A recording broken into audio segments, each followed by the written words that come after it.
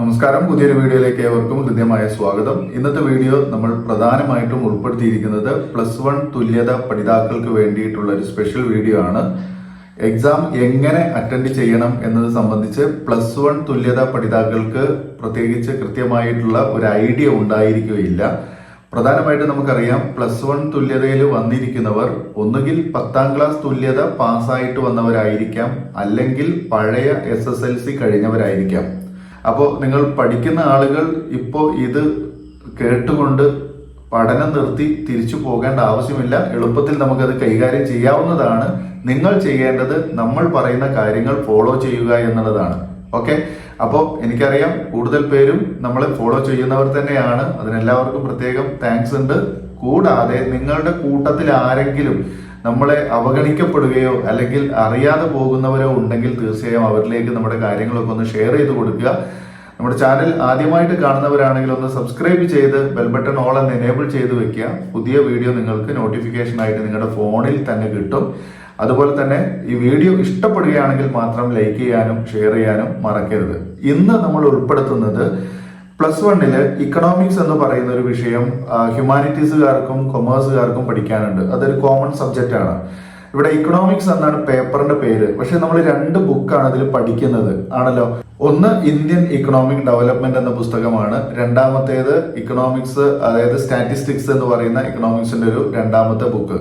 ഈ 2 ബുക്കും ഒരുമിച്ചാണ് നമുക്ക് പരീക്ഷയ്ക്ക് ക്വസ്റ്റ്യൻ പേപ്പർ വരിക. രണ്ടും വെവ്വേറെ പരീക്ഷകളല്ല. ഓക്കെ, ഇക്കണോമിക്സ് എന്നാണ് ബുക്കിന്റെ പേര്, ഒരുമിച്ചാണ് പരീക്ഷ ഉണ്ടാവുക. അപ്പൊ ഇത് രണ്ടും കൂടെ നമുക്ക് 80 മാർക്കിന് ക്വസ്റ്റ്യൻ പേപ്പറിൽ പരീക്ഷ ഉണ്ടാകും.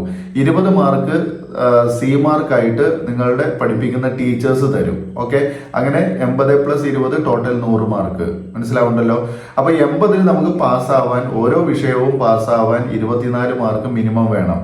ഓക്കെ, അപ്പൊ നമ്മൾ വിചാരിക്കും 24 മാർക്ക് മതിയല്ലോ, വളരെ സിമ്പിൾ ആയിട്ട് കിട്ടൂലേ, ക്ലാസ്സിനൊന്നും പോകണ്ടല്ലോ, വീഡിയോ ഒന്നും കാണണ്ടല്ലോ, ഒന്നും പഠിക്കണ്ടല്ലോ, പഠിക്കാത്ത തന്നെ ഇഷ്ടം പോലെ, 80ൽ 24 അല്ലേ, അത് ഈസി ആയിട്ട് കിട്ടുമല്ലോ എന്നുള്ള ഒരു ചിന്തയൊക്കെ ചിലപ്പോൾ ആളുകൾക്ക് ഉണ്ടായേക്കാം. അതായത് നമുക്കൊരു ഓവർ കോൺഫിഡൻസ് എന്ന് പറയും. ആ ഓവർ കോൺഫിഡൻസ് ഒരിക്കലും ഒരു കാര്യത്തിലും നല്ലതല്ല എന്നുള്ളത് മനസ്സിലാക്കുക. കോൺഫിഡൻസ് ഓക്കെയാണ്, പക്ഷെ ഓവർ കോൺഫിഡൻസ് എന്താണ്, നമ്മുടെ അപകടത്തിലേക്ക് നയിക്കുന്ന ഒന്നാണ്. അപ്പൊ അതുകൊണ്ട് തന്നെ ഉപദേശിക്കല്ല, അപ്പൊ അതുകൊണ്ട് തന്നെ കാര്യങ്ങൾ മനസ്സിലാക്കാൻ വേണ്ടി പറയാണ്. അപ്പൊ ഇന്ന് നമ്മൾ ഇവിടെ ഉൾപ്പെടുത്തിയിരിക്കുന്നത് നമ്മളുടെ മുൻ വർഷങ്ങളിൽ നടന്ന ഒരു പരീക്ഷ, അതായത് first year higher secondary equivalency examination August 2022. Okay, 2022 വർഷത്തിൽ ഓഗസ്റ്റ് മാസത്തിൽ ഫസ്റ്റ് ഇയറിന്റെ, അതായത് +1 ഇക്കണോമിക്സ് പരീക്ഷയ്ക്ക് നടന്ന ഒരു ക്വസ്റ്റ്യൻ പേപ്പറാണ് നമ്മൾ ഇന്ന് ഇവിടെ ഡിസ്കസ് ചെയ്യാൻ പോകുന്നത്. നമ്മുടെ ക്വസ്റ്റ്യൻ പേപ്പർ മലയാളത്തിലും ഇംഗ്ലീഷിലും ഉണ്ടാവും. ഓക്കെ, ഇംഗ്ലീഷ് വിഷയവും മലയാളം വിഷയവും ഒഴികെ, അതായത് മലയാളം വിഷയം മലയാളത്തിൽ മാത്രം ടൈപ്പ് ചെയ്തതും ഇംഗ്ലീഷിൽ മാത്രം ടൈപ്പ് ചെയ്തതും ബാക്കിയുള്ള സബ്ജക്റ്റുകളെല്ലാം ഇംഗ്ലീഷിലും മലയാളത്തിലും ക്വസ്റ്റ്യൻസ് ഉണ്ടായിരിക്കും. ഓക്കെ, ഇടതുഭാഗത്ത് ഇംഗ്ലീഷും വലതുഭാഗത്ത് മലയാളം ക്വസ്റ്റ്യൻസ് ആണ് ഉണ്ടാകുക. നേരെ ഇംഗ്ലീഷിൽ കൊടുത്തതിന്റെ നേരെ മലയാളമാണ് വലതുഭാഗത്ത് പേജിൽ ഉണ്ടാവുക. ഓക്കെ, അപ്പൊ അതുകൊണ്ട് തന്നെ ഇംഗ്ലീഷിൽ എഴുതുന്നവർക്കും മലയാളത്തിൽ എഴുതുന്നവർക്കും വളരെ സിമ്പിൾ ആയിട്ട് കാര്യങ്ങൾ മനസ്സിലാക്കിയെടുക്കാൻ പറ്റും. ഇനി മലയാളത്തിൽ എഴുതുന്ന ആളുകൾക്ക് തന്നെ മലയാളം വായിച്ചിട്ട് ഒരു പിടി കിട്ടുന്നില്ല എന്നുണ്ടെങ്കിൽ ഇംഗ്ലീഷിന്റെ ചില വാക്കുകളൊക്കെ നിങ്ങൾ അങ്ങനെ, പ്രത്യേകിച്ച് സ്റ്റാറ്റിയിലൊക്കെ നമ്മൾ ഇംഗ്ലീഷ് വാക്കുകൾ തന്നെ ഉപയോഗിക്കുന്നുണ്ട്. അപ്പോൾ മീൻ എന്നുള്ളത്, മോഡ്, മീഡിയൻ, ഇതൊക്കെ ചിലപ്പം പല സ്ഥലങ്ങളിലും നമുക്ക് എങ്ങനെയാണ് അത് മലയാളത്തിൽ തന്നെ മലയാളീകരിച്ചാണ്, ഇംഗ്ലീഷിനെ മലയാളീകരിച്ച് എഴുതി അല്ലെങ്കിൽ പഠിപ്പിക്കുകയാണ് ചെയ്തിട്ടുണ്ടാവുക. ഓക്കെ, ഞാനും അങ്ങനെ തന്നെയാണ് പഠിപ്പിക്കുന്നത്. കാരണം അതിന്റെ യഥാർത്ഥ മലയാളം ചിലപ്പോൾ ക്വസ്റ്റ്യൻ പേപ്പറിൽ വരണം എന്നൊന്നുമില്ല. ഓക്കെ, അപ്പോ അത്തരം കാര്യങ്ങൾ പഠിക്കാൻ നമുക്ക് ഈ ക്വസ്റ്റ്യൻ പേപ്പർ സഹായകമാകും. ക്വസ്റ്റ്യൻ പേപ്പർ നിങ്ങൾ കൃത്യമായിട്ട് വർക്ക്ഔട്ട് ചെയ്യണം. ഇവിടെ ഞാൻ നിങ്ങൾക്ക് വേണ്ടി, നിങ്ങൾ ക്വസ്റ്റ്യൻ പേപ്പർ കളക്ട് ചെയ്യാൻ, അല്ലെങ്കിൽ നിങ്ങൾക്ക് പിന്നെ ഗൂഗിളിൽ സെർച്ച് ചെയ്താലൊന്നും നമ്മുടെ തുല്യതയുടെ ക്വസ്റ്റ്യൻ പേപ്പർ കിട്ടില്ല, അതാരും അപ്ലോഡ് ചെയ്തിട്ടില്ല. അപ്പൊ അതുകൊണ്ട് തന്നെ നിങ്ങൾ ക്വസ്റ്റ്യൻ പേപ്പർ കൃത്യമായിട്ട് എല്ലാത്തിന്റെയും വർക്ക്ഔട്ട് ചെയ്യുകയാണെങ്കിൽ നിങ്ങൾക്ക് ഗുണം ചെയ്യും. അപ്പൊ ഞാൻ അത് കൃത്യമായിട്ട് ചെയ്യുന്നുണ്ട്, ഫോളോ ചെയ്താൽ മാത്രം മതി. ഓക്കെ, ഇവിടെ 1 മുതൽ 12 വരെ ചോദ്യങ്ങളിൽ ഏതെങ്കിലും 10 എണ്ണത്തിന് ഉത്തരം എഴുതുക, ഒരു സ്കോർ എന്ന് പറഞ്ഞിട്ട് കൊടുത്തിട്ടുണ്ട്. അതായത് 1 മാർക്കിന്റെ 12 ചോദ്യങ്ങൾ കൊടുത്തിട്ടുണ്ട്. അതിൽ 10 എണ്ണം മാത്രം ഉത്തരം എഴുതിയാൽ മതി. ഓക്കെ, 12 എണ്ണത്തിൽ നിന്ന് 10 എണ്ണം എഴുതിയാൽ മതി. ഓക്കെ, അതിൽ 1ാമത്തെ ചോദ്യം വായിക്കാം. നിങ്ങൾക്ക് ഇത് പരിചയം ഉണ്ടോ നോക്കുക. ഇത് ഏതൊക്കെ ചാപ്റ്റർ ആണ് ഞാൻ കൂടെ പറയുന്നുണ്ട്. ഓരോ ചോദ്യവും ആ ചോദ്യം ഏത് ചാപ്റ്ററിലാണ് വരുന്നത് എന്ന് ഞാൻ പറയുന്നുണ്ട് കേട്ടോ. 1ാമത്തെ ചോദ്യം പറയുന്നു, ചുവടെ ചേർക്കുന്നവയിൽ പാരമ്പര്യേതര ഊർജ്ജ സ്രോതസ് അല്ലാത്തത് ഏതെന്നാണ്. പാരമ്പര്യേതര ഊർജ്ജ സ്രോതസ് അല്ലാത്തത് ചുവടെ ചേർക്കുന്നതിൽ പാരമ്പര്യേതര ഊർജ്ജ സ്രോതസ് അല്ലാത്തത് ഏത്? ഇത് നിങ്ങൾ കേട്ടിട്ടുണ്ടോ ഈ സംഭവം? ചിലപ്പോൾ സ്കൂളിലൊന്നും ഇത് എടുത്ത് എത്തിയിട്ടുണ്ടാവില്ല കേട്ടോ. ഇത് 9ാമത്തെ ചാപ്റ്ററിലുള്ള ഒരു ചോദ്യമാണ്, പാരമ്പര്യേതര ഊർജ്ജ സ്രോതസ്. ഓക്കെ, 8ാമത്തെ ഒരു ചാപ്റ്ററിലും ഈ കാര്യം പറയുന്നുണ്ട്. പക്ഷെ 8ാമത്തെ ചാപ്റ്റർ നമുക്ക് പഠിക്കാനില്ല. എക്കണോമിക്സിൽ 1ാമത്തെ ബുക്കിൽ 8ാമത്തെ ചാപ്റ്റർ നമുക്ക് പഠിക്കാനില്ല. ഓക്കെ, അത് നിങ്ങൾ ഒഴിവാക്കണം. സ്കൂളിൽ അഥവാ എടുക്കുന്നുണ്ടെങ്കിൽ കൃത്യമായിട്ട് അവരോട് പറയുന്നത് പഠിക്കാനില്ലാത്ത സാധനമാണെന്നുള്ളത്. ഓക്കെ, പല സ്കൂളിലും പഠിക്കാനില്ലാത്തതും എടുത്തു പോകുന്നുണ്ട്. ഇപ്പോൾ പൊളിറ്റിക്സിന്റെ ഒക്കെ നമ്മൾ ചില ആളുകൾ നമ്മളോട് അങ്ങനെ എഴുതി ചോദിച്ചിട്ടുണ്ട്, പൊളിറ്റിക്സ് ഇന്ത്യൻ ചാപ്റ്റർ നമ്മൾ സപ്ലൈ ചെയ്ത ബുക്കിൽ ആ ചാപ്റ്റർ ഇല്ല, അപ്പോൾ അത് എടുത്തിട്ടുണ്ടല്ലോ, എന്തുകൊണ്ടാണ് ബുക്കിൽ ഇല്ലാത്തതെന്ന് പറഞ്ഞ് കംപ്ലൈന്റ് പറയുന്നുണ്ട്. അപ്പോൾ കാര്യം അതാണ്. ഓക്കെ, അപ്പൊ അത് എടുക്കുന്നവര് കൃത്യമായിട്ട് മനസ്സിലാക്കിയിട്ട് ചാപ്റ്റേഴ്സ് എടുക്കുക. ഓക്കെ, നിങ്ങളെ പഠിതാക്കളെ കുറ്റം പറഞ്ഞിട്ട് കാര്യമില്ല. അപ്പോൾ ചുവടെ ചേർക്കുന്നതിൽ പാരമ്പര്യേതര ഊർജ്ജ സ്രോതസ് അല്ലാത്തത് ഏതാണ് പാരമ്പര്യേതര ഊർജ്ജ സ്രോതസ് എന്ന് പറഞ്ഞാൽ? പാരമ്പര്യേതര ഊർജ്ജ സ്രോതസ് ഞാൻ പറഞ്ഞു, ഇത് നമ്മുടെ 1ാമത്തെ ബുക്കില് 9ാമത്തെ ചാപ്റ്റർ ആണ്, എൻവയോൺമെന്റ് ആൻഡ് സസ്റ്റൈനബിൾ ഡെവലപ്മെന്റ്. എന്താണ്? പരിസ്ഥിതിയും സുസ്ഥിര വികസനവും. ഓക്കെ, കൃത്യമായിട്ട് വന്നു, പരിസ്ഥിതിയും സുസ്ഥിര വികസനവും ആ ചാപ്റ്ററിലുള്ളതാണ്. അപ്പൊ പാരമ്പര്യേതര ഊർജ്ജ സ്രോതസ് അല്ലാത്തത് എന്ന് പറഞ്ഞാൽ പാരമ്പര്യവും പാരമ്പര്യേതര ഊർജ്ജവും ഉണ്ട്. പാരമ്പര്യ ഊർജ്ജം, പാരമ്പര്യേതര ഊർജ്ജം. പാരമ്പര്യ ഊർജ്ജം എന്ന് പറഞ്ഞാൽ നമ്മൾ ഭൂമിയിൽ നിന്ന് കുഴിച്ചെടുത്ത് സ്ഥിരമായിട്ട് ഉപയോഗിക്കുന്ന വസ്തുക്കളാണ്, അതാണ് പാരമ്പര്യ ഊർജ്ജം. ഭൂമിയിൽ നിന്നല്ലാതെ നമ്മൾ പ്രകൃതിയിൽ നിന്ന് എടുത്ത് ഉപയോഗിക്കുന്ന വിഭവങ്ങളാണ്. ഭൂമിയിൽ നിന്ന് പ്രകൃതിയിൽ നിന്ന് പറയുമ്പോൾ നമുക്ക് വെറുതെ കിട്ടുന്നത്, ഓക്കെ, നമുക്ക് സുലഭമായിട്ട് പ്രകൃതിയിൽ നിന്ന് നമുക്ക് പുറത്തുനിന്ന് നാച്ചുറൽ ആയിട്ട് നമുക്ക് കിട്ടുന്ന വിഭവങ്ങളാണ് പാരമ്പര്യേതര ഊർജ്ജ വിഭവങ്ങൾ എന്ന് പറയുന്നത്. അത് ഇതില് പാരമ്പര്യേതര ഊർജ്ജ സ്രോതസ് അല്ലാത്തത്. അപ്പൊ അല്ലാത്തത്, പാരമ്പര്യേതര ഊർജ്ജ സ്രോതസ് അല്ലാത്തത് എന്ന് പറഞ്ഞാൽ പാരമ്പര്യ ഊർജം ഏതാണെന്നാണ് ഇവിടെ ചോദ്യം വന്നിരിക്കുന്നത്. ഓക്കെ, ഓപ്ഷൻ ഉണ്ട്, സൗരോർജം, ബയോഗ്യാസ്, പെട്രോളിയം, ബയോമാസ്. സൗരോർജം, ബയോഗ്യാസ്, പെട്രോളിയം, ബയോമാസ്. ഓക്കെ, ഇവിടെ സൗരോർജ്ജം നമുക്കറിയാം സൂര്യനിൽ നിന്ന് കിട്ടുന്നതാണ് സൗരോർജ്ജം, അല്ലെ? സോളാർ എനർജി സൂര്യനിൽ നിന്ന് കിട്ടുന്നതാണ്. ബയോഗ്യാസ് എന്ന് പറഞ്ഞാൽ നമ്മൾ ചാണകം ഒക്കെ ഉപയോഗിച്ചിട്ട് നിർമ്മിക്കുന്നതാണ്. ചാണകം, പിന്നെ അങ്ങനെയുള്ള വേസ്റ്റുകളൊക്കെ നിർമ്മിച്ച് ഉപയോഗിക്കുന്നതാണ് ബയോമാസും അതുപോലെ തന്നെ ബയോഗ്യാസും ഒക്കെ. ഓക്കെ, അതൊക്കെ നമുക്ക് പ്രകൃതിയിൽ നിന്ന് കിട്ടുന്നതാണ്, നമ്മൾ കുഴിച്ചെടുക്കുന്ന സാധനങ്ങളൊന്നും അല്ല അത്. ഓക്കെ, സൗരോർജ്ജം ഒന്നും നമുക്ക് കുഴിച്ചെടുക്കുന്നതല്ലല്ലോ, നമുക്ക് സൂര്യൻ ഉള്ളിടത്തോളം കാലം നമുക്ക് എന്ത് കിട്ടും? സൗരോർജ്ജം കിട്ടും. പെട്രോളിയം, അപ്പൊ ഓപ്ഷനാണ് സി, പെട്രോളിയം. അതെന്താണ്? പെട്രോളിയം നമ്മൾ ഭൂമിയിൽ നിന്ന് കുഴിച്ചെടുക്കുന്ന ധാതുവാണ്, അല്ലെ? അപ്പൊ ഇവിടെ ആൻസർ വരുന്നത് എന്താണ്? പെട്രോളിയമാണ്. ഓക്കെ, ചുവടെ ചേർക്കുന്നതിൽ പാരമ്പര്യേതര ഊർജ്ജ സ്രോതസ് അല്ലാത്തത് ഏത് എന്ന് പറഞ്ഞാൽ അത് പെട്രോളിയമാണ്. അപ്പൊ പാരമ്പര്യ ഊർജ്ജം ഏതൊക്കെയാണ്? പെട്രോളിയം, പ്രകൃതിവാതകം, പിന്നെന്താണ്? കൽക്കരി. ഇതൊക്കെ ഏതാണ്? പാരമ്പര്യ ഊർജങ്ങളാണ്. ഓക്കെ, ക്ലിയർ ആയി എന്ന് വിചാരിക്കുന്നു. ചാപ്റ്റർ 9 ആണ്. അവിടെ സുസ്ഥിര വികസന തന്ത്രങ്ങൾ എന്ന് പറഞ്ഞിട്ട് ഒരു എസ്സേ ഉണ്ട് ആ ചാപ്റ്ററിൽ. അവിടെയാണ് നമ്മൾ ഈ കാര്യം പഠിക്കുന്നത് കേട്ടോ. രണ്ടാമത്തെ ചോദ്യത്തിലേക്ക് പോകുന്നു. കമ്മ്യൂൺ സമ്പ്രദായം നിലനിന്നിരുന്ന രാജ്യം. കമ്മ്യൂൺ സമ്പ്രദായം നിലനിന്നിരുന്ന രാജ്യം 4 ഓപ്ഷൻ കൊടുത്തിരിക്കുന്നു. Pakistan, India, China, Russia. Commune എന്ന് പറയുമ്പോൾ കണക്ട് ചെയ്യുക. ഇത് നമ്മുടെ 1ാമത്തെ ബുക്കില് 10ാമത്തെ ചാപ്റ്റർ ആണ്. ഇന്ത്യയും അയൽ രാജ്യങ്ങളും എന്ന് പറഞ്ഞൊരു ചാപ്റ്റർ ഉണ്ട്. ഇന്ത്യയും ഇന്ത്യയുടെ അയൽ രാജ്യങ്ങളും അവരുമായിട്ടുള്ള സാമ്പത്തിക ബന്ധം. ഓക്കെ, അതിൽ 3 രാജ്യങ്ങളെ പറ്റിയിട്ടാണ് പറയുന്നത്. ഒന്ന് ഇന്ത്യയാണ്, രണ്ടാമത്തേത് ചൈനയാണ്, മൂന്നാമത്തേത് പാകിസ്ഥാനാണ്. ഈ 3 രാജ്യങ്ങളുടെ സാമ്പത്തിക വികസനമാണ് അവിടെ പറയുന്നത് ആ ചാപ്റ്ററിൽ. ഓക്കെ, അപ്പൊ ഈ കമ്മ്യൂൺ കണക്ട് ചെയ്യുക കമ്മ്യൂണിസ്റ്റ് എന്നുള്ള ആ ഓർമ്മ വരിക. കമ്മ്യൂണിസ്റ്റ് രാജ്യം. അപ്പൊ ഇപ്പൊ നമുക്ക് റഷ്യ ഒരു കമ്മ്യൂണിസ്റ്റ് രാജ്യമായിരുന്നു, പക്ഷെ നമുക്ക് റഷ്യ ഇതിൽ പറയുന്നില്ല, അതുകൊണ്ട് നമുക്ക് ചൈനയിലേക്ക് പോകാം. ഓക്കെ, അപ്പൊ ചൈനയാണ് കമ്മ്യൂൺ സമ്പ്രദായം. കമ്മ്യൂൺ സമ്പ്രദായം എന്ന് പറഞ്ഞാൽ എന്താണ്? അതായത് ആ രാജ്യത്തിലെ, അതായത് ചൈനയിലെ ഗ്രാമങ്ങളിലെ കൃഷിഭൂമികളെല്ലാം എന്താണ്? തുണ്ടമായിട്ട് വീതിച്ച് അവിടെയൊക്കെ കൃഷി ചെയ്യുന്ന ഒരു സമ്പ്രദായമായിരുന്നു എന്ന് കമ്മ്യൂൺ സമ്പ്രദായം എന്നുള്ളത് കേട്ടോ. അപ്പൊ കൃഷി വർദ്ധിപ്പിക്കുക. ഓക്കെ, കാർഷിക മേഖലയിൽ ഉൽപാദനം വർദ്ധിപ്പിക്കുന്നതിന് വേണ്ടി ചൈനയിൽ എന്ത് ചെയ്തു? കൃഷിയിടങ്ങളൊക്കെ കൃഷിക്ക് യോഗ്യമാക്കി, ചെറിയ തുണ്ട് ഭാഗങ്ങളാക്കിയിട്ട് അവിടെയൊക്കെ കൃഷി ചെയ്യുന്ന ഒരു സിസ്റ്റം നടപ്പിലാക്കിയതാണ് കമ്മ്യൂൺ സമ്പ്രദായം എന്ന് പറയുന്നത്. 1ാമത്തെ ബുക്ക് ചാപ്റ്റർ 10 ഉള്ളതാണ്. ഓക്കെ, 3ാമത്തെ ചോദ്യം.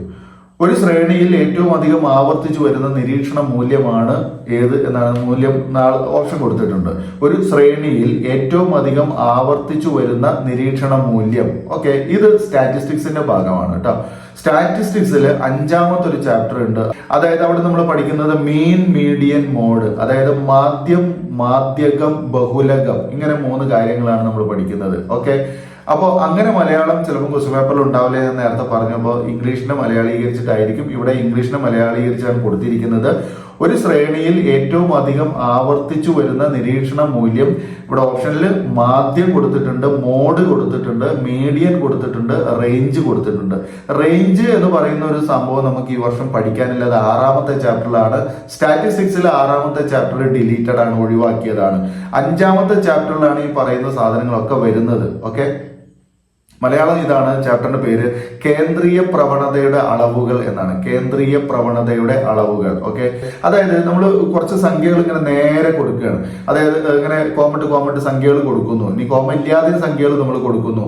അപ്പൊ ആ സംഖ്യകളിൽ റിപ്പീറ്റ് ചെയ്തു വരുന്ന സംഖ്യകൾ ഉണ്ടെങ്കിൽ, റിപ്പീറ്റ് ചെയ്തു വരുന്ന സംഖ്യയിലാണ് നമ്മൾ എന്ത് പറയാ, ഏറ്റവും അധികം ആവർത്തിച്ചു വരുന്നത്. ഇപ്പൊ 4, 3, 4, 5, 4, 8, 4. അപ്പൊ ഞാൻ ഈ പറഞ്ഞതിൽ എന്താണ് കൂടുതൽ? ഞാൻ പറഞ്ഞത് 4 അല്ലെ? അപ്പൊ ഈ 4 എന്ത് ഏറ്റവും കൂടുതൽ ആവർത്തിച്ചു വരുന്ന നിരീക്ഷണ മൂല്യം. മനസ്സിലാവുണ്ടല്ലോ? അപ്പൊ ഇവിടെ അങ്ങനെയുള്ള ഒരു ശ്രേണി, അപ്പൊ അങ്ങനെ എഴുതിയിട്ടുള്ള ഈ സംഖ്യകളുടെ ഈ ഒരു നീളത്തെയാണ് നമ്മൾ ഒരു ശ്രേണി എന്ന് പറയുന്നത്. ആ ശ്രേണിയിൽ ഏറ്റവും അധികം ആവർത്തിച്ചു വരുന്ന നിരീക്ഷണ മൂല്യം എന്ന് പറയുന്നത് എന്താണ്? മോഡാണ് കേട്ടോ. എന്താണ് ആൻസർ? എന്താണ്? മോഡ്. MODE, mode. മലയാളം ബഹുലകം എന്നാണ്. ഓക്കെ, അടുത്ത ചോദ്യത്തിലേക്ക് പോകുന്നു. ഇതിലൊരു 4ാമത്തെ ചോദ്യം ഉണ്ട്, നമുക്ക് പഠിക്കാനില്ലാത്ത ചാപ്റ്റർ എന്നാണ്, അതുകൊണ്ട് ഞാനത് പറയുന്നില്ല. 5ാമത്തെ ചോദ്യത്തിലേക്ക് പോവുകയാണ്. 1956 വ്യവസായ നയ പ്രമേയം ഇന്ത്യൻ വ്യവസായങ്ങളെ എത്ര ഗ്രൂപ്പുകളായി തരംതിരിച്ചു? വളരെ സിമ്പിൾ ആയിട്ടുള്ള ചോദ്യമാണ്. 1956 വ്യവസായ നയ പ്രമേയം ഇന്ത്യൻ വ്യവസായങ്ങളെ എത്ര ഗ്രൂപ്പുകളായി തരംതിരിച്ചിട്ടുണ്ട് എന്ന്. ഇത് നമ്മുടെ 1ാമത്തെ ബുക്കില് 2ാമത്തെ ചാപ്റ്ററിലുള്ളതാണ്. വ്യവസായ നയ പ്രമേയം അതൊക്കെ നിങ്ങൾ പഠിച്ചിട്ടുണ്ടാവും, സ്കൂളിൽ എടുത്ത് കഴിഞ്ഞിട്ടുണ്ടാവും. ഓക്കെ, കാർവേ കമ്മിറ്റി എന്ന് പറയുന്നിട്ട് നമ്മളൊരു സംഭവം പഠിക്കുന്നുണ്ട് 1955. എന്തിനെ പറ്റി പഠിക്കാനാണ്? ചെറുകിട വ്യവസായങ്ങളെ പറ്റി പഠിക്കാനാണ് കാർവേ കമ്മിറ്റി. ആ കമ്മിറ്റിക്ക് ശേഷം നമ്മൾ പഠിക്കുന്നതാണ് 1956 ഇന്ത്യയിൽ നടപ്പിലാക്കിയ വ്യവസായ നയ പ്രമേയം. ഈ വ്യവസായ നയ പ്രമേയം ഇന്ത്യയിലെ വ്യവസായങ്ങളെ 3 തരംതിരിച്ചിരിക്കുന്നത്. ഓക്കെ, 3 വ്യവസായ നയ പ്രമേയം ഇന്ത്യയിലെ വ്യവസായങ്ങളെ 3 തരംതിരിച്ചിരിക്കുന്നത്. അത് ഒന്ന് ഗവൺമെന്റിന്റെ അല്ലെങ്കിൽ പൊതുമേഖലാ വ്യവസായങ്ങളാണ്, 2ാമത്തേത് സ്വകാര്യ മേഖലാ വ്യവസായങ്ങളാണ്, 3ാമത്തേത് പൊതുമേഖലയ്ക്കും സ്വകാര്യ മേഖലയ്ക്കും തുല്യ പങ്കാളിത്തമുള്ള വ്യവസായങ്ങളാണ്. അപ്പോൾ നമ്മുടെ 1956 വ്യവസായ നയ പ്രമേയം ഇന്ത്യയിലെ വ്യവസായങ്ങളെ 3 തരംതിരിച്ചിരിക്കുന്നത്. ഇവിടെ ഓപ്ഷൻ ഉണ്ട് 5, 4, 3, 2. 5, 4, 3, 2. അപ്പൊ ഏതാണ് ആൻസർ? 3. ഏതൊക്കെയാന്നുള്ളത് മനസ്സിലായല്ലോ, ഞാൻ പറഞ്ഞു കഴിഞ്ഞതാണ്. അടുത്തൊരു ക്വസ്റ്റ്യൻ വരുന്നത്, ചുവടെ ചേർക്കുന്നവയിൽ ഏതാണ് കോത്താരി കമ്മീഷനുമായി ബന്ധപ്പെട്ടത്? കോത്താരി കമ്മീഷൻ അത് എന്താണ് മനസ്സിലാക്കണം. നമ്മുടെ രാജ്യത്തിലെ ഓരോ വിഭാഗവുമായി ബന്ധപ്പെട്ട് എന്താണ് പലതരത്തിലുള്ള കമ്മീഷനുകൾ വന്നിട്ടുണ്ട്. ഓക്കെ, അത് കൃഷിയുമായി ബന്ധപ്പെട്ടാകാം, വ്യവസായവുമായി ബന്ധപ്പെട്ടാവാം, റെയിൽവേയിലെ പരിഷ്കാരങ്ങളെ സംബന്ധിച്ചാവാം, വിദ്യാഭ്യാസ പരിഷ്കാരങ്ങളെ സംബന്ധിച്ചാവാം. ഓക്കെ, അപ്പൊ ഇതാണ് ഓപ്ഷൻ ഉണ്ടാവുക. ഞാൻ ഈ പറഞ്ഞത് തന്നെയാണ് ഓപ്ഷൻ. ഓക്കെ, അപ്പൊ ഇതില് ചുവടെ കൊടുത്തിരിക്കുന്നവയിൽ എന്ന് പറയുമ്പോൾ ചുവടെ നമുക്ക് 4 ഓപ്ഷൻ തന്നിട്ടുണ്ട്. 1 വ്യവസായമാണ്, 2 വിദ്യാഭ്യാസമാണ്, 3 കൃഷിയാണ്, 4 റെയിൽവേ ആണ്. അപ്പൊ ഈ 4 കോത്താരി കമ്മീഷൻ ഏതുമായി ബന്ധപ്പെട്ടതാണ് എന്ന് ചോദിക്കുന്നു. ഏതാണ്? ഇത് നമ്മുടെ വിദ്യാഭ്യാസവുമായി ബന്ധപ്പെട്ടതാണ്. കോത്താരി കമ്മീഷൻ വിദ്യാഭ്യാസവുമായി ബന്ധപ്പെട്ടതാണ്. ഓക്കെ, കോത്താരി കമ്മീഷൻ വിദ്യാഭ്യാസവുമായി ബന്ധപ്പെട്ടതാണ്. ഇത് നമുക്ക് നമ്മളുടെ 1ാമത്തെ ബുക്കിലെ 5ാമത്തെ ചാപ്റ്ററിൽ വരുന്നതാണ് കേട്ടോ. മനുഷ്യ മൂലധന രൂപീകരണം എന്ന് പറയുന്ന ഭാഗത്ത് വരുന്നതാണ്. പക്ഷെ അത് അത്ര സ്പെസിഫിക് ആയിട്ട് പറയുന്നില്ല ആ ചാപ്റ്ററിൽ. അപ്പോൾ ഒന്ന് മനസ്സിലാക്കുക. അടുത്തൊരു ചോദ്യം, ജാംഷഡ്പൂരിൽ Tata iron and steel company കേട്ടിട്ടുണ്ടാവുമല്ലോ, ടിസ്കോ എന്ന് പറയും. അത് 1ാമത്തെ ചാപ്റ്ററിലുള്ള ചോദ്യമാണ്. ഒന്നാമത്തെ ബുക്കിൽ 1ാമത്തെ ചാപ്റ്ററിലാണ്. ജാംഷഡ്പൂരിൽ Tata iron and steel company TISCO സ്ഥാപിക്കപ്പെട്ട വർഷം ഏതാണെന്നാണ്. ഇവിടെ ഈ ചോദ്യം പല രൂപത്തിൽ വരുന്നുണ്ട്. ഏത്? ടിസ്കോ സ്ഥാപിച്ചത് എന്ന്. ഓക്കെ, ടിസ്കോ സ്ഥാപിച്ചത് ആര്? ടിസ്കോ സ്ഥാപിച്ചത് എവിടെ? ഇങ്ങനെ 3 ചോദ്യം ഇവിടെ നമുക്ക് പ്രതീക്ഷിക്കാം. ഓക്കെ, അപ്പൊ ടിസ്കോ ഇനി ഈ പിന്നെ ഇന്നയാള് സ്ഥാപിച്ചത് എന്താണെന്ന് ചോദിക്കുക, അത് ടിസ്കോ ആണെന്നും പറയാം. ഈ ടിസ്കോ എന്ന് പറഞ്ഞാൽ നമ്മൾ ഇന്ന് കാണുന്ന ടാറ്റ കമ്പനിയുടെ ഇന്ത്യയിലെ ആദ്യത്തെ കമ്പനിയാണ്. ടാറ്റ ഇതൊരു ഇരുമ്പുരുക്ക് വ്യവസായശാലയാണ് അല്ലെ, ടിസ്കോ, TISCO, അതാണ് ടിസ്കോ. ഓക്കെ, ഇത് 1907 സ്ഥാപിച്ചത് ആണല്ലോ. 1907 വർഷങ്ങളുടെ 4 ഓപ്ഷൻ കൊടുത്തിട്ടുണ്ട്. 1906, 1907, 1908, 1905. അപ്പൊ നമുക്കിത് ആകെ കൺഫ്യൂസ്ഡ് ആവും ഇങ്ങനെ കാണുമ്പോൾ. അപ്പൊ കൃത്യമായിട്ട് വർഷങ്ങൾ മനസ്സിലാക്കണം. 1907 അങ്ങനെ മുറിച്ച് പഠിക്കുക. ഓക്കെ, അല്ലെങ്കിൽ അത് പഠിക്കാൻ എളുപ്പമായിരിക്കും. 07. ഓക്കെ, 07 ടിസ്കോ എന്ന് പറയുന്നത് 07. ഓക്കെ, അപ്പൊ ഇതെവിടെ സ്ഥാപിച്ചുള്ളത്? ജാംഷഡ്പൂരിലാണ് അല്ലെ, ജാംഷഡ്പൂരിലാണ്. ഓക്കെ, ജാംഷഡ്പൂരിൽ ആരാ സ്ഥാപിച്ചത് ഓർമ്മണ്ടോ? ജാംഷഡ്ജി ടാറ്റ എന്ന് പറയും അല്ലെ. ഇത് സ്ഥാപിച്ച വ്യക്തിയുടെ പേരാണ് ജാംഷഡ്ജി ടാറ്റ. ഓക്കെ, ഈ ടിസ്കോ സ്ഥാപിച്ചത് ജാംഷഡ്ജി ടാറ്റ. ജാംഷഡ്പൂരിലാണ് സ്ഥാപിച്ചത്. 1907 സ്ഥാപിച്ചത്. ഓക്കെ, ക്ലിയർ അല്ലേ? ഓക്കെ, അടുത്തൊരു ചോദ്യത്തിലേക്ക് പോകുന്നു. താഴെ പറയുന്നവയിൽ ആർക്കാണ് കോളനി വാഴ്ച കാലത്തെ ഇന്ത്യയുടെ ദേശീയ വരുമാന കണക്കെടുപ്പുകളുമായി ബന്ധമുള്ളത്? ഓക്കെ, വളരെ ഇമ്പോർട്ടന്റ് ആയിട്ടുള്ള ഒരു ചോദ്യമാണ്. പരീക്ഷയ്ക്ക് ഈ വ്യക്തിയുമായി ബന്ധപ്പെട്ട ചോദ്യം നിർബന്ധമായിട്ടുണ്ടാവും. 2 കാര്യങ്ങളാണ് ഇയാളുമായി ബന്ധപ്പെട്ട് നമുക്ക് പഠിക്കാനുള്ളത്. ഒന്ന് ഈ പറഞ്ഞതാണ്, കോളനി വാഴ്ച കാലത്ത് ബ്രിട്ടീഷുകാർ ഇന്ത്യ ഭരിക്കുന്ന കാലയളവിൽ, 1ാമത്തെ ചാപ്റ്ററിലാണ്, ബ്രിട്ടീഷുകാർ ഇന്ത്യ ഭരിക്കുന്ന കാലയളവിൽ ഇന്ത്യയുടെ ദേശീയ വരുമാനം ആദ്യമായിട്ട് കണക്കെടുപ്പ് നടത്തിയത് ആരാണെന്നാണ് option. Dadabhai Naoroji, MS Swaminathan, PC Mahalanobis, Jawaharlal Nehru. Okay, 4 ഓപ്ഷനിൽ 4 ഓപ്ഷനിൽ നമുക്ക് വെവ്വേറെ ആൻസർ പറയാൻ പറ്റും. അത് ഞാൻ ആദ്യം ഇതിന്റെ ആൻസർ ഇപ്പൊ നിങ്ങൾക്ക് കിട്ടിയിട്ടുണ്ടാവും. ആരാണ്? ദാദാഭായ് നവറോജിയാണ് അല്ലെ. ഈ ദാദാഭായ് നവറോജിയുമായി ബന്ധപ്പെട്ട് അപ്പൊ ഇദ്ദേഹം എന്താ ചെയ്തത്? ദാദാഭായ് നവറോജി ഇന്ത്യയിൽ ആദ്യമായിട്ട്, ബ്രിട്ടീഷുകാർ ഇന്ത്യയിൽ ഭരിക്കുന്ന സമയത്ത് ആദ്യമായിട്ട് ഇന്ത്യയുടെ ദേശീയ വരുമാനം കണക്കാക്കിയതാണ് ദാദാഭായ് നവറോജി.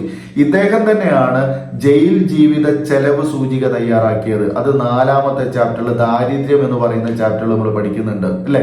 ജയിൽ ജീവിത ചെലവ് സൂചിക തയ്യാറാക്കിയത് ആര് എന്ന് ചോദിച്ചാൽ അത് ദാദാഭായ് നവറോജിയാണ്. അപ്പൊ അവിടെ ഒരു കോഡ് പഠിക്കാൻ നിങ്ങൾക്ക്. എന്താണ്? ജയിലിൽ പോകുന്നവരാരായിരിക്കും? ദാദമാരായിരിക്കും എന്ന് ഓർക്കുക. ഓക്കെ, ജയിലിൽ പോകുന്നത് ആരാണ്? ദാദയാണ്. ഓക്കെ, ദാദ അല്ലെങ്കിൽ വില്ലത്തരം നടത്തി നടക്കുന്ന ആൾക്കാർ ദാദമാർ അങ്ങനെ കൊടുക്കും. അപ്പൊ ജയിൽ കാണുമ്പോൾ നമുക്ക് ദാദനെ ഓർമ്മ വരും. മനസ്സിലായല്ലോ? എന്തിനാണ് ഇദ്ദേഹം ജയിലിൽ പോയത്? അത് ഇന്ത്യയുടെ ദേശീയ വരുമാനം കണക്കാക്കിയതിന്. അങ്ങനെയൊക്കെ പഠിക്കുക. അപ്പൊ 2നും ഉത്തരമായി. അപ്പൊ ഇന്ത്യയുടെ ദേശീയ വരുമാനം കണക്കാക്കിയ ദാദ ജയിലിൽ പോയി. മനസ്സിലായല്ലോ? അങ്ങനെ മനസ്സിലാക്കുക. അപ്പൊ അത് അങ്ങനെയല്ല, പഠിക്കാൻ വേണ്ടി പറയുകയാണ് കേട്ടോ. ഇനി MS സ്വാമിനാഥൻ എന്താ ചെയ്തത്? MS സ്വാമിനാഥൻ ഇന്ത്യയിലെ ഹരിത വിപ്ലവത്തിന്റെ പിതാവാണ്. ഓക്കെ, ഇന്ത്യയുടെ ഹരിത വിപ്ലവത്തിന്റെ പിതാവ്, ഇന്ത്യയിലെ ഹരിത വിപ്ലവം നടപ്പാക്കിയ വ്യക്തിയാണ് ആര്? MS സ്വാമിനാഥൻ എന്ന് പറയുന്നത്. ക്ലിയർ അല്ലേ? അത് നമ്മൾ 2ാമത്തെ ചാപ്റ്ററിലാണ് ഹരിത വിപ്ലവം പഠിക്കുന്നത്. ഒക്കെ ഇമ്പോർട്ടന്റ് ആണ്. അപ്പോൾ അത് ഇവിടെ കണക്ട് ചെയ്തു എന്നുള്ളൂ. അതുപോലെ PC മഹലനോബിസ്, പ്രസന്ന ചാന്ദ്ര മഹലനോബിസ് അല്ലെ. അപ്പൊ ഇദ്ദേഹം ചെയ്തത് എന്താണ്? PC മഹലനോബിസ് ചെയ്തത് എന്താണ്? PC മഹലനോബിസ് ആണ് ഇന്ത്യയില് നമ്മുടെ പ്ലാനിങ്ങിന്റെ ശില്പി എന്നറിയപ്പെടുന്നത്.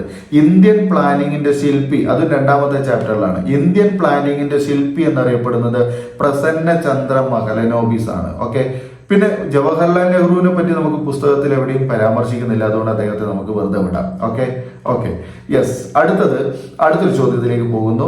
ചുവടെ ചേർക്കുന്നവയിൽ പരിമാണാത്മക ദത്തത്തിന് ഉദാഹരണം. ചുവടെ ചേർക്കുന്നവയിൽ പരിമാണാത്മക ദത്തം, പരിമാണം എന്ന് പറഞ്ഞാൽ അളക്കാൻ കഴിയുന്നത്, ക്വാണ്ടിറ്റേറ്റീവ് ആണ്.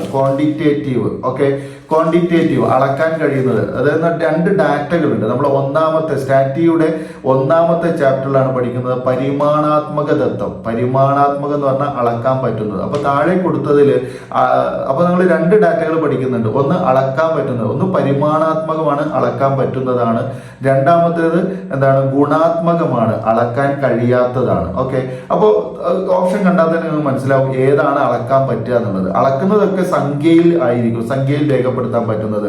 ഉയരം അളക്കാൻ പറ്റുമോ നോക്കുക, നിങ്ങൾ മനസ്സിലാക്കി നോക്കുക. സൗന്ദര്യം അളക്കാൻ പറ്റുമോ? സത്യസന്ധത അളക്കാൻ പറ്റുമോ? മതം അളക്കാൻ പറ്റുമോ? ഏതാ ഇതിൽ അളക്കാൻ പറ്റുന്നത്? ചുവടെ ചേർക്കുന്നതിൽ പരിമാണാത്മക ദത്തത്തിന് ഉദാഹരണം എന്നാണ് ചോദ്യം. കൃത്യമായിട്ട് വായിച്ചിട്ട് വേണം ആൻസറിലേക്ക് പോവാൻ. ഓക്കെ, പരിമാണാത്മക തത്വത്തിന് ഉദാഹരണം എന്ന് വെച്ചാൽ അളക്കാൻ പറ്റുന്നത് ഏത് എന്നാണ് ചോദ്യം. അത് ഉയരം തന്നെയാണ്. സൗന്ദര്യം നമുക്ക് അതൊരു ഗുണമാണ്, സത്യസന്ധത ഗുണമാണ്, മതം ഗുണമാണ്, അതൊന്നും അളക്കാൻ പറ്റാത്തതാണ്. ഓക്കെ, അടുത്തൊരു ചോദ്യം വെരി ഇമ്പോർട്ടന്റ് ആണ്. സ്റ്റാറ്റിസ്റ്റിക്സ് എന്ന് കൃത്യമായിട്ട് ചോദിക്കുന്ന ഒരു ചോദ്യം. സ്ഥാനീയ ശരാശരി എന്നറിയപ്പെടുന്നത് പൊസിഷണൽ ആവറേജ് എന്നാ പറയാ. സ്ഥാനീയ ശരാശരി എന്ന പേരിൽ അറിയപ്പെടുന്നത് എന്താണ്? അപ്പോ ഇത് സ്റ്റാറ്റിസ്റ്റിക്സിന്റെ 5ാമത്തെ ചാപ്റ്ററിലുള്ളതാണ്. സ്ഥാനീയ ശരാശരി എന്ന് പറഞ്ഞാൽ മാധ്യം, മീഡിയൻ, സഹബന്ധം, റേഞ്ച്. 4 ഓപ്ഷൻ ഉണ്ട്. മാധ്യം, മീഡിയൻ, സഹബന്ധം, റേഞ്ച്. അതായത് കൃത്യമായിട്ട് ഒരു പൊസിഷൻ കീപ്പ് ചെയ്യാൻ, അല്ലെങ്കിൽ നമ്മൾ ഒരു സീരീസിൽ സംഖ്യകൾ കൊടുത്തു കഴിഞ്ഞാൽ, അതായത് ഒരു ശ്രേണിയിൽ സംഖ്യകൾ കൊടുത്തു കഴിഞ്ഞാൽ ഈ ഭാഗത്തേക്കും ഈ ഭാഗത്തേക്കും നമ്മൾ സെപ്പറേറ്റ് സംഖ്യകളെ മുറിച്ചിട്ട് കഴിഞ്ഞാൽ നടുക്കൊരു സംഖ്യ കിട്ടും. ആ സംഖ്യ, അതായത് ഫോർ എക്സാമ്പിൾ പറയുമെങ്കിൽ 11 സംഖ്യ ഉണ്ടെന്ന് വിചാരിക്കും. 11 സംഖ്യകൾ ഇങ്ങനെ കൊടുത്താൽ ഇങ്ങോട്ട് നമുക്ക് 5 എണ്ണവും ഇങ്ങോട്ട് നമുക്ക് 5 എണ്ണവും സെപ്പറേറ്റ് ചെയ്താൽ നടുക്കൊരു സംഖ്യ കിട്ടുമല്ലോ, അല്ലെ? 5ഉം 5ഉം, അതായത് 5 സംഖ്യ ഇടത്തോട്ടും 5 സംഖ്യ വലത്തോട്ടും നമുക്ക് സെപ്പറേറ്റ് ചെയ്ത് കഴിഞ്ഞാൽ നടുക്ക് ഒരു സംഖ്യ കിട്ടുന്നുണ്ടെങ്കിൽ അതിനെ വിളിക്കുന്ന പേര് മീഡിയൻ എന്നാണ്. ഓക്കെ, അതിനെയാണ് സ്ഥാനീയ ശരാശരി എന്ന് വിളിക്കുന്നത്. അപ്പോൾ സ്ഥാനീയ ശരാശരി എന്ന് പറയുന്നത് എന്താണ്? മീഡിയൻ ആണ്. ഓക്കെ, ക്ലിയർ അല്ലേ? ദെൻ ഇത്രയും കാര്യങ്ങൾ നമ്മൾ ഇതിൽ പഠിക്കുക കേട്ടോ. അപ്പൊ ഞാനിവിടെ പ്രധാനപ്പെട്ട ഇതിലെ വൺ വേർഡുകൾ, ഈ പരീക്ഷയ്ക്ക് വന്നിട്ടുള്ള വൺ വേർഡുകളാണ്. ഇതിൽ പല വൺ വേർഡുകളും റിപ്പീറ്റ് ചെയ്യുന്നതാണ്. അപ്പൊ ഈ പറഞ്ഞ കാര്യങ്ങൾ നിങ്ങൾക്ക് അറിയോ എന്നൊക്കെ ഒന്ന് ചെക്ക് ചെയ്യുക. ഇങ്ങനെയൊക്കെയാണ് പരീക്ഷയ്ക്ക് ക്വസ്റ്റ്യൻസ് വരിക. ബാക്കിയുള്ള questions 2 mark, 3 mark, 5 mark, 4 mark, 8 mark, ഇത്തരം ക്വസ്റ്റ്യൻസ് ഒക്കെ നമ്മൾ നെക്സ്റ്റ് ക്ലാസ്സുകളിൽ റിപ്പീറ്റ് ചെയ്യും. ഓക്കെ, അപ്പോൾ ഇത് എത്രത്തോളം നിങ്ങൾക്ക് ഉപകാരപ്പെട്ടു എന്നതിനെ സംബന്ധിച്ച് എന്ത് ചെയ്യുക, നിങ്ങൾ കമന്റ് ചെയ്യുക. ഓക്കെ, പിന്നെ ക്ലാസ്സുകൾ എന്തായാലും ഈ ചാപ്റ്റേഴ്സിനെ സംബന്ധിച്ചുള്ള ക്ലാസ്സുകളൊക്കെ നമ്മൾ വീഡിയോയിൽ അപ്ലോഡ് ചെയ്യുന്നതാണ്. കൃത്യമായിട്ട് നമ്മൾ ഫോളോ ചെയ്യുകയാണെങ്കിൽ നിങ്ങൾക്ക് വളരെ എളുപ്പത്തിൽ മനസ്സിലാക്കി പഠിക്കാൻ സാധിക്കും. അതുപോലെ തന്നെ എല്ലാ വിഷയങ്ങളുടെയും പുസ്തകങ്ങൾ, +1-ന്റെയും +2-ന്റെയും സ്റ്റഡി മെറ്റീരിയലുകൾ നമ്മൾ ഇപ്പോൾ അവൈലബിൾ ആക്കിയിട്ടുണ്ട്. ആവശ്യക്കാർ നിർബന്ധമായിട്ടും നമ്മുടെ കോണ്ടാക്ട് നമ്പറുമായിട്ട് അല്ലെങ്കിൽ അതിലെ വാട്സപ്പ് നമ്പറുമായിട്ട് മെസ്സേജ് ചെയ്യുക. ഓക്കെ, വാട്സപ്പ് നമ്പർ എടുത്ത് മെസ്സേജ് ചെയ്യുക. ചാനലിലെ ഡിസ്ക്രിപ്ഷൻ ബോക്സിൽ നമ്മൾ നമ്പർ കൊടുത്തിട്ടുണ്ട്. അതെടുത്ത് നിങ്ങൾ എന്ത് ചെയ്യുക, നിങ്ങൾ വാട്സപ്പ് മെസ്സേജ് അയക്കുക. വിളിക്കൽ പരമാവധി ഒഴിവാക്കുക. വിളിച്ചാൽ കിട്ടില്ല, അത് നിങ്ങൾ തന്നെ ഒരു പരാതിയായിട്ട് വരും. വിളിച്ചാൽ കിട്ടൂല, നമ്പർ തന്നിട്ട് വിളിച്ചാൽ കിട്ടില്ല എന്നുള്ള പരാതി പറയരുത്. ദയവേത് നിങ്ങൾ വാട്സപ്പിൽ മെസ്സേജ് അയക്കുക. ഞാൻ കിട്ടുന്ന സമയത്ത് നിങ്ങൾക്ക് മറുപടി തരുന്നതായിരിക്കും. ഓക്കെ, അപ്പോൾ ഈ വീഡിയോ നിങ്ങൾക്ക് ഇഷ്ടപ്പെട്ടു എന്ന് കരുതട്ടെ. തീർച്ചയായും ലൈക്ക് ചെയ്യാനും, അതുപോലെ സബ്സ്ക്രൈബ് ചെയ്യാതെ കാണുന്നവരുണ്ടെങ്കിൽ സബ്സ്ക്രൈബ് ചെയ്ത് ബെൽ ബട്ടൺ ഓൾ എന്ന് എനേബിൾ ചെയ്ത് വെക്കണം. എന്നാലേ നിങ്ങൾക്ക് കാര്യം ഗുണം ചെയ്യുള്ളൂ, അതായത് പുതിയ വീഡിയോ നിങ്ങൾക്ക് ലഭിക്കുകയുള്ളൂ. ഷെയർ ചെയ്യാനും മറക്കരുത്. നമുക്ക് വീണ്ടും പുതിയൊരു ടോപ്പിക്കുമായി പുതിയ വീഡിയോ കാണാം. വീഡിയോ കണ്ടിരുന്ന എല്ലാവർക്കും നന്ദി. Thanks for watching.